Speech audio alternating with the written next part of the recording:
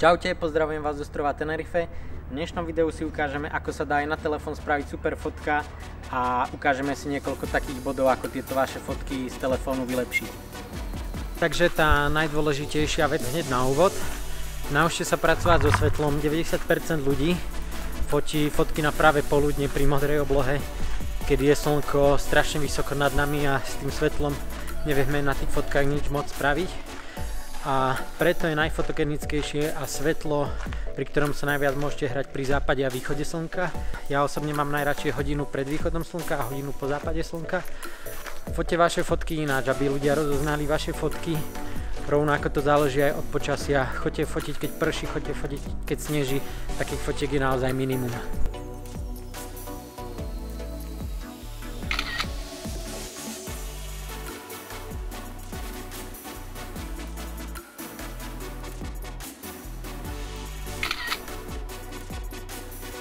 Super vec, ako vaše fotky vylepšiť, je to, že pri fotení budete rozmýšľať nad hĺbkou, ktorú môžete dodať buď nejakým orámovaním medzi nejaké listy, konáre, čím vytvoríte viac plánov v tej fotke. Využijeme, ja neviem, čokoľvek, čo nám tentokrát príroda ponúka, a tú horu odfotím s nejakým okolím, ktoré nám dodá hĺbku, a využijem momentálne tieto kríčky a stromy.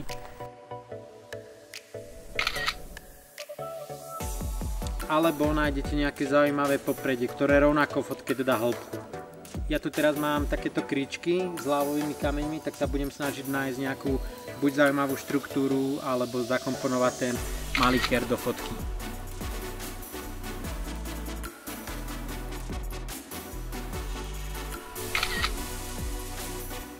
Častokrát je zaujímavejšie ako fotiť celok, s foťákom podísť bližšie, nájsť zaujímavé štruktúry a vyfotiť detaily. Ďalší veľmi efektívny trick tip sú obyčajné slnečné okuliare s polarizačným filtrom. Tento polarizačný filter sa využíva často aj pri fotení, väčšinou krajinárskej fotografie, kedy ten polarizačný filter odstraňuje odlesky, ako vidno veľmi pekne na fotke tohto auta. Tie farby sú tým pádom o mnoho živšie, farebnejšie, rovnako zvýrazňuje mraky a obloha bude s filtrom pôsobiť modrejšie. Veľmi pekné, kreatívne fotenie je tiež fotenie na dlhú expozíciu. Pri väčšine telefónov máte možnosť takéhoto fotenia priamo v telefóne. iPhone túto možnosť nemá, potrebujete nejakú aplikáciu ako napríklad ProCamera, ktorá vám otvorí funkciu, kde si viete nastaviť dĺžku uzávierky. Ale viete to tiež spraviť veľmi ľahko, takže spravíte live foto a potom v nastavení tých live foto sa to dá prepnúť na dlhú expozíciu a nepotrebujete žiadnu aplikáciu navyše.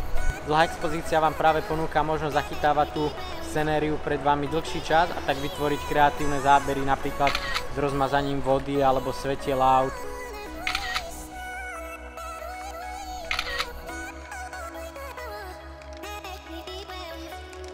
Takže to je pre dnešok odo mňa všetko. Dajte mi vedieť do komentu, či sa vám video páčilo, a kľudne mi tam napíšte, ak by ste chceli takýchto tutoriálov viacej, o čom by mal byť ten nasledujúci. Čaute.